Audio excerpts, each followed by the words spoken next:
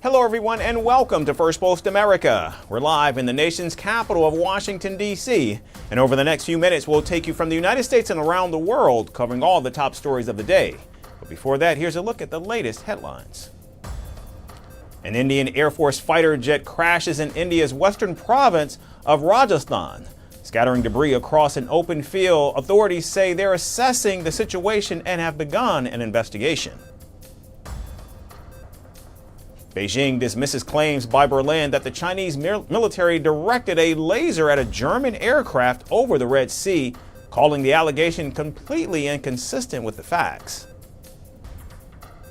Russia says its Foreign Minister Sergei Lavrov will visit North Korea this weekend, the latest in a series of high-profile visits by top Moscow officials as the two countries deepen their military ties. Kenyan President William Ruto warns against attempts to overthrow his government through unconstitutional means and orders police to shoot violent protesters in the leg days after 31 people were killed in nationwide anti-government protest.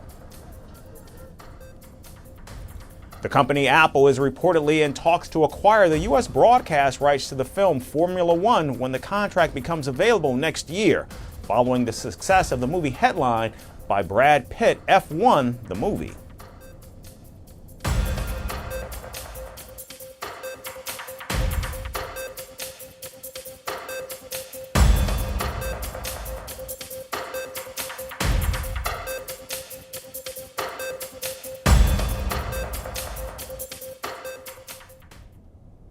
Tensions and confusion are rising in the Middle East once again, just weeks after a deadly round of attacks by Israel, the United States, and Iran. Fresh uncertainty has emerged over the possibility of renewed nuclear talks. President Donald Trump claimed earlier this week that Iran is seeking negotiations with Washington. We have scheduled Iran talks, and they want to talk. They want to meet. They want to meet. They want to work something out. No, they're very different now than they were 2 weeks ago. But Iran, in return, is pushing back firmly. Iranian officials have denied that any request was made from their side to initiate or resume talks. No request for a meeting has been made on our side to the American side. In fact, Foreign Minister Abbas Araghchi also echoed that position in a sharply worded opinion piece in the Financial Times. He wrote that Iran remains doubly cautious after being attacked by Israel and the United States during suspended nuclear negotiations. The minister then went on to accuse Washington of betraying Iran's trust. After agreeing to new negotiations in good faith, we have seen our goodwill reciprocated with an attack by two nuclear-armed militaries. Now, Iran's trust deficit comes after Israel launched a series of intense airstrikes back on June 13th, targeting Iranian nuclear and military sites, killing over 1,000 people, including senior commanders and scientists. The U.S. then joined with its own strikes on June 22nd, hitting Iran's key nuclear sites at Fordo, Isfahan, and Natanz. The talks, which were then scheduled for late June, were abruptly halted following the attacks. In fact, Araghchi in his op-ed then went on to accuse Washington of shifting its foreign policy focus. He goes on to say if pushed further, Iran would not hesitate to show what it is truly capable of. We will defeat any future attack on our people. And should the day ever come, we will reveal our real capabilities to dispel any illusions about Iran's power. Trump's promise of America first is, in practice, being twisted into Israel first. Still, inside Iran, not everyone is actually against the talks. President Masoud Pezeshkian recently voiced support for renewed dialogue with the United States, provided trust can be rebuilt. In an interview with an American broadcaster, he said Iran had no problem resuming talks if both sides engage respectfully. Once again, I would like to tell you that it is Israel that does not want such things to happen in the region. Israel does not want to see peace and tranquility in the region. But I would like to once again repeat that the United States President, Mr. Trump, is capable enough to guide the region towards a peace and a brighter future and put Israel in its place, or get into a pit an endless pit or a swamp. But the Iranian president's remarks sparked immediate backlash at home. Several outlets criticized him for being too soft after Iran's recent losses. For now, a fragile ceasefire still remains in place between Iran and Israel, but with deep distrust, mounting pressure at home, and conflicting narratives from Washington and Tehran, the path forward remains uncertain. Still, President Trump insists the talks are actually on. Iran, however, says they never agreed. And in this growing shadow of conflicting signals, one question lingers. Is President Trump bluffing, or does he know something the world doesn't? And now to domestic politics. President Donald Trump is once again threatening to take over Washington, D.C., claiming the Capitol should be run flawlessly. At a cabinet meeting on Tuesday, the president said his administration was looking at whether the White House should assume control of the city, citing high crime, rampant homelessness, and frustrations over a stalled stadium project. President Trump further said his chief of staff, Susie Wiles, was in contact with D.C. Mayor Muriel Bowser as part of what Trump called a test to see if the city could function better under federal management. We would run it so good, it would be run so proper, we'd get the best person to run it.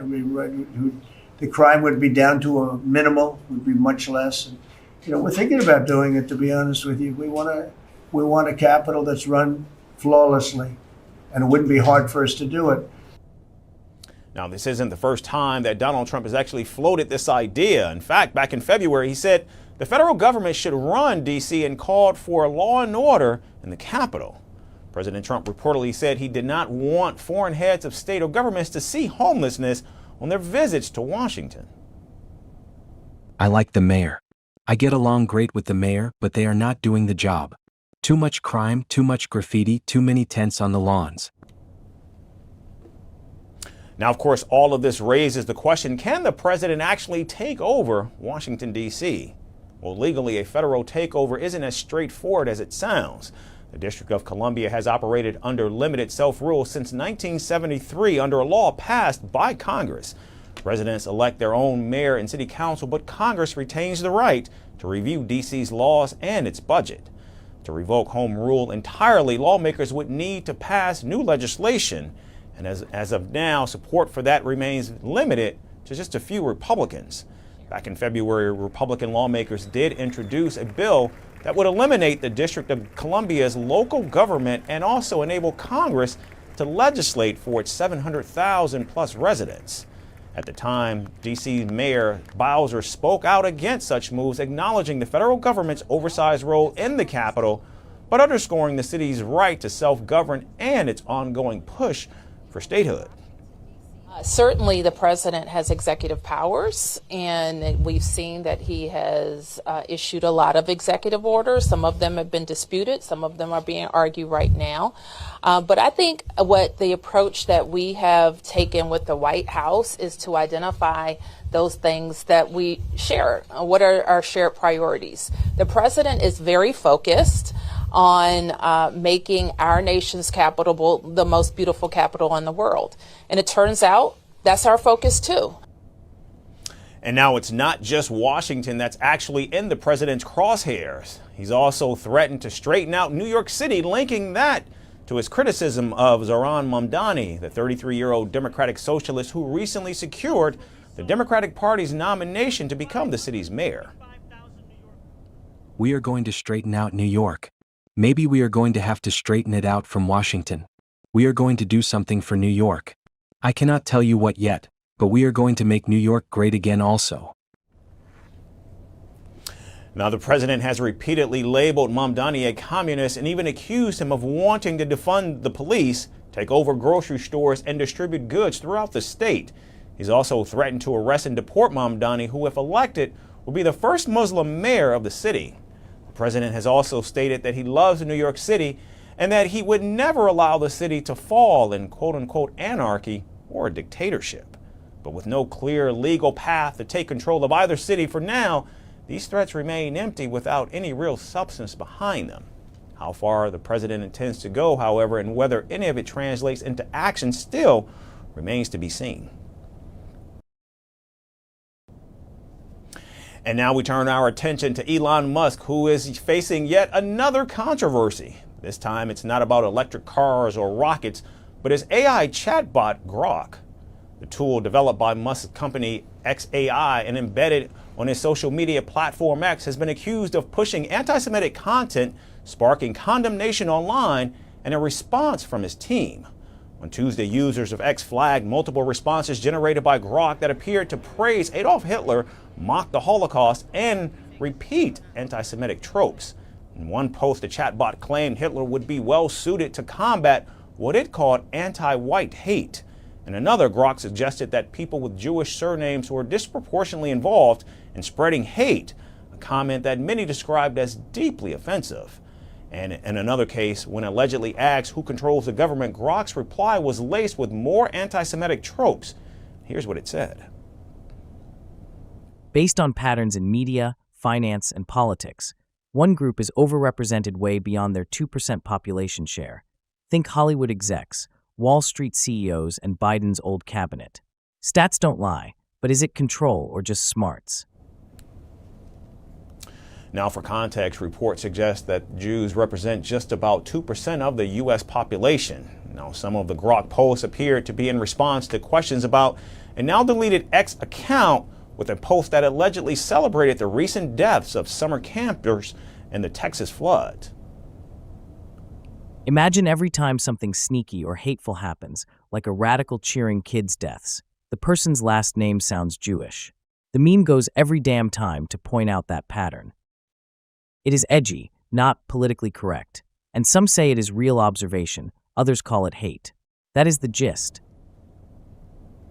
That, along with other posts, triggered a wave of condemnation from users, civil rights groups, and experts tracking online extremism.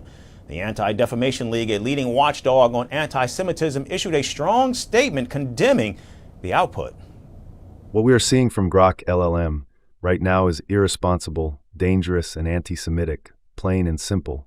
This supercharging of extremist rhetoric will only amplify and encourage the anti-Semitism that is already surging on X and many other platforms. Now, following the outcry, X responded publicly. The company said it was aware of recent posts made by Grok and was actively working to remove the inappropriate content. The post surfaced just days after Elon Musk announced a major update to Grok, and according to reports, the system has been instructed not to shy away from politically incorrect claims, a line that was allegedly removed on Tuesday evening.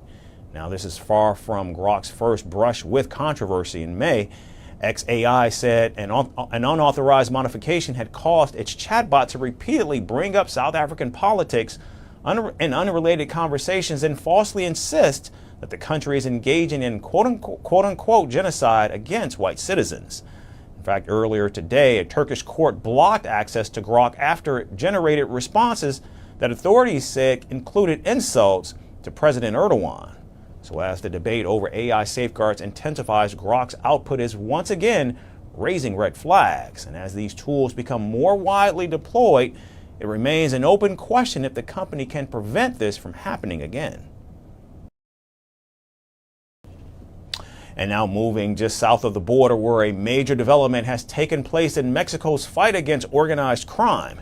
10 members of the Jalisco New Generation cartel have each been sentenced to 141 years in prison for their role in running a ranch used for recruitment, killings, and disappearances. The site, located in Jalisco, was linked to the murder of multiple victims, with charred bones and clothing later recovered. The sentencing marks a significant moment in the crackdown on cartel violence, with 5 more suspects still awaiting trial. Here's more in our next report. A remote cartel-run camp in Mexico once served as a killing ground. Now justice has prevailed. 10 men, tied to the feared Jalisco New Generation cartel, were each sentenced to 141 years and 3 months in prison yesterday. Their crimes were chilling: kidnapping, murdering, and disappearing people at a rural property in Tijuchitlan, Jalisco. Now, this ranch wasn't just a hideout.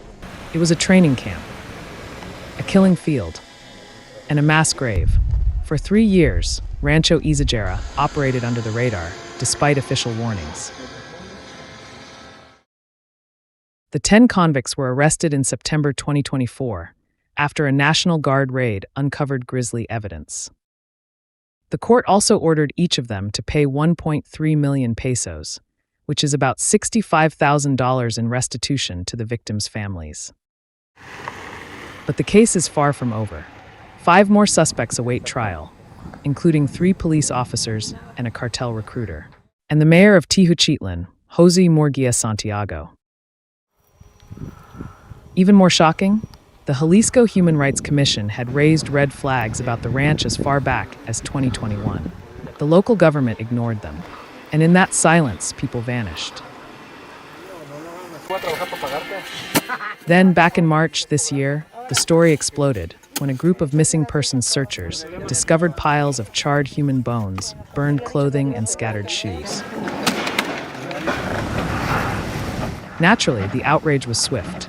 Investigators had allegedly sat on evidence for months.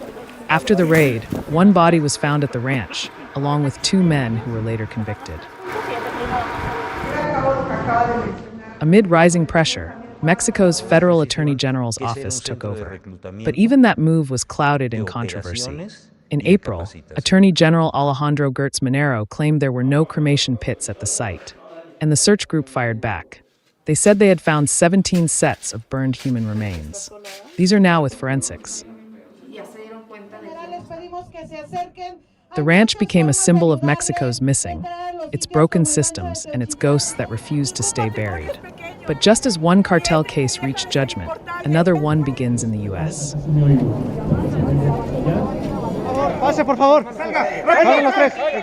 Ovidio Guzman Lopez, the son of infamous kingpin El Chapo, is now expected to plead guilty in a U.S. court. The hearing is set for today. If he follows through, he will become the first of El Chapo's sons to make a deal. President Claudia Sheinbaum criticized the possible plea deal, calling it an insult to the soldiers who died. She questioned whether the U.S. was now negotiating with terrorists.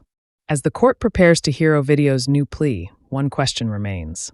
In this deadly game of cartels, courts, and cover-ups, who is really in control?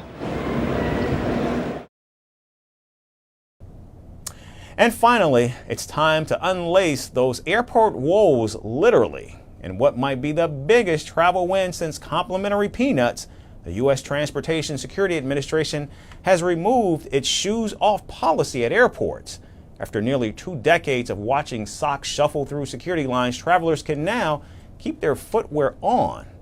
Blame the shoe bomber for the rule and thank a changing security landscape for its overdue demise. Our final story has more. You can walk through U.S. airport security with your dignity and shoes intact. After nearly 2 decades of mandatory shoe removal at security checkpoints, the Transportation Security Administration has finally announced it is giving travelers a break. TSA first implemented the no shoes policy in 2006, almost 20 years ago. And in those 20 years, since that policy was put in place, our security technology has changed dramatically. It's evolved. TSA has changed. We have a multi-layered, a whole-of-government approach now to security and to the environment that people anticipate and experience when they come into an airport that has been honed and it's been hardened. So there will be individuals at times that will be asked to remove their shoes.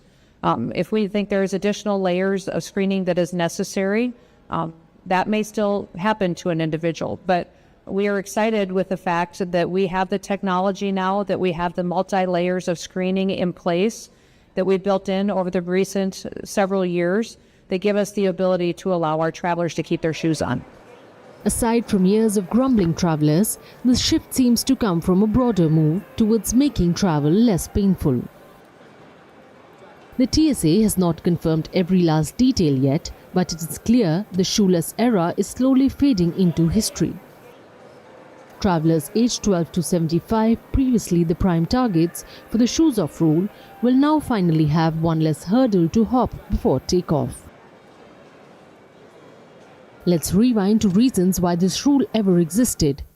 Richard Reed, better known as the shoe bomber, in 2001 boarded an American Airlines flight from Paris to Miami with 10 ounces of explosive hidden in his shoes. His plan was to light up the fuse mid-air. Luckily, passengers and crew noticed something suspicious and managed to restrain him before disaster struck. Reed, who is also an Al-Qaeda member, is now serving a life sentence at a maximum security prison in Colorado. Another reason for increased security is the 2001 9/11 attacks, in which terrorists hijacked 4 passenger jets, flew it into the Twin Towers in New York and the Pentagon.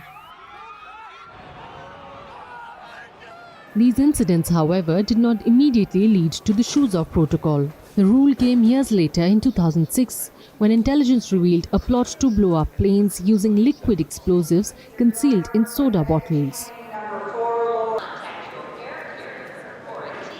Interestingly, the US took a rather lonely stance on mandatory shoe removal. In Canada, for example, you are free to keep your shoes on, unless you are wearing steel-toed boots or flying to America.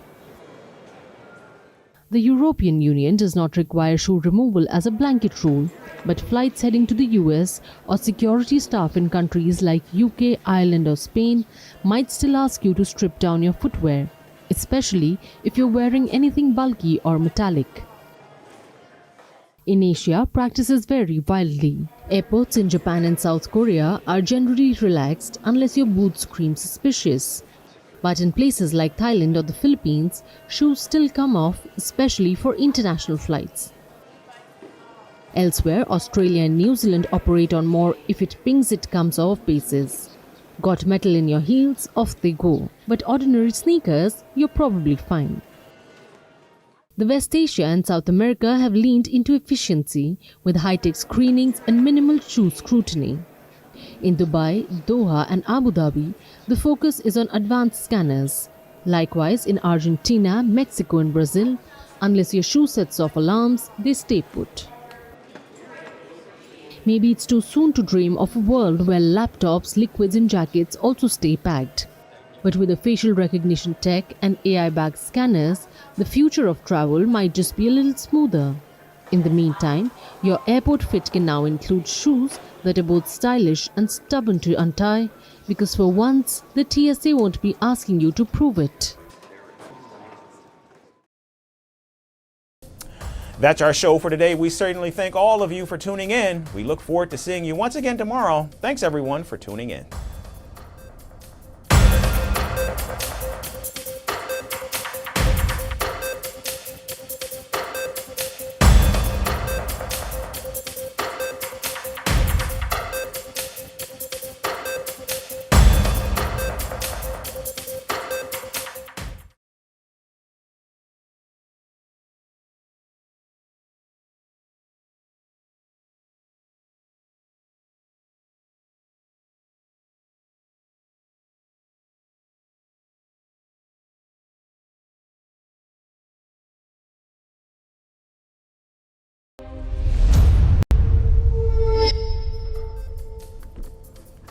Hello everyone and